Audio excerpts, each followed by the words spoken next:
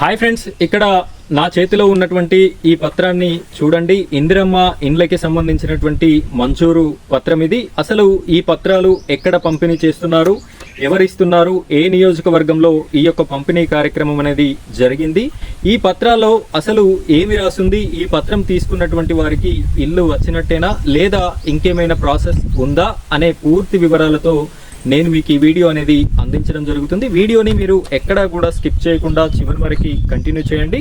పూర్తి వివరాలనైతే నేను మీకు అందించడం జరుగుతుంది. మీరు మొదటిసారి కనుక మన ఛానల్ని చూస్తున్నట్టయితే ఇలాంటి ఇందిరమ్మ ఇండ్లకి సంబంధించిన ప్రతి అప్డేట్ అనేది నేను మీకు అందించడం జరుగుతుంది. కాబట్టి ఖచ్చితంగా ఈ వీడియోని లైక్ చేయండి. అదేవిధంగా మన ఛానల్ని సబ్స్క్రైబ్ చేసుకొని పక్కన బెల్ ఐకాన్ ఉంటుంది, దానిపైన ట్యాప్ చేసి ఆల్ అని సెలెక్ట్ చేసుకోండి. ఇలాంటి అనేకమైనటువంటి ఇన్ఫర్మేషన్ అయితే మీ వరకు రావడం జరుగుతుంది. ఇక్కడ ఒకసారి ఈ మంజూరు పత్రాన్ని గమనించినట్టయితే మీకు ఇక్కడ స్క్రీన్ లో కూడా నేను ఇవ్వడం జరుగుతుంది, మీరు క్లారిటీగా చూడొచ్చు. ఇక్కడ ముఖ్యమంత్రి రేవంత్ రెడ్డి గారు, అదేవిధంగా రాష్ట్ర గృహ నిర్మాణ శాఖ మంత్రి పొంగులేటి శ్రీనివాస్ రెడ్డి గారి ఫోటోలతో ప్రచురించినటువంటి మంజూరు పత్రము. తెలంగాణ ప్రభుత్వము ఇందిరమ్మ ఇండ్లు మంజూరు పత్రం అని చెప్పేసి క్లియర్ గా ప్రచురించారు. మంచిర్యాల జిల్లా కలెక్టర్ కార్యనిర్వాహక సంచాలకుల ఉత్తర్వులు. ప్రస్తుతము శ్రీమతి కుమార్ దీపక్ ఐఏఎస్ అని చెప్పేసి మనకి ఇక్కడ కనిపిస్తుంది. ఇక్కడ మంచిర్యాల జిల్లాకి సంబంధించినటువంటి మంజూరు పత్రాలు ఇవి.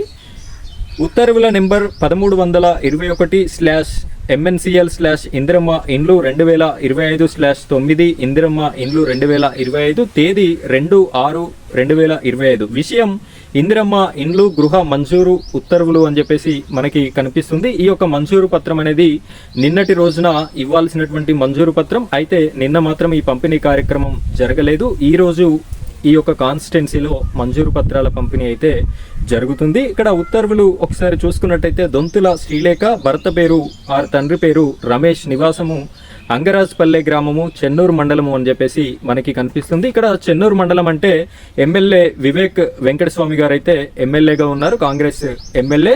ఈ యొక్క చెన్నూరు మండలంలో ఈ ఇందిరమ్మ ఇండ్లకి సంబంధించినటువంటి మంజూరు పత్రాల పంపిణీ కార్యక్రమం అయితే ఈ రోజు జరిగింది.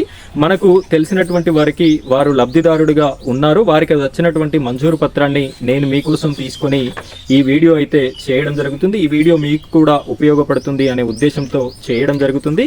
మీరెవరైనా అర్హుల లిస్టులో ఉన్నట్టయితే, నేను ఇదివరకే లిస్టులకి సంబంధించిన ఇన్ఫర్మేషన్ కూడా చెప్పాను, ఆ విధంగా మీరు ఉన్నట్టయితే మీకు ఎలాంటి కాల్స్ రాకపోతే మీరు మీ యొక్క పంచాయతీ సెక్రటరీ గారిని అడిగి మీరు తెలుసుకోండి. మున్సిపల్ ఏరియాలలో ఉన్నట్టయితే మున్సిపాలిటీ అధికారులని అడిగి మీరైతే తెలుసుకోవాల్సి ఉంటుంది. ఇక్కడ ఒకసారి క్లియర్గా చూసుకున్నట్టయితే చెన్నూరు ఎస్సీ అసెంబ్లీ నియోజకవర్గం గారికి అభయహస్తంలో భాగంగా ఇందిరమ్మ ఇండ్ల పథకం కింద కొత్తగా ఇల్లు నిర్మించుకున్నటకి ₹5 లక్షల ఆర్థిక సహాయం మంజూరు చేయబడింది. ఇక్కడ 5 లక్షల రూపాయల ఆర్థిక సహాయాన్ని అయితే ఈ ఇందిరమ్మ ఇల్లులో భాగంగా ఇవ్వడం జరుగుతుంది.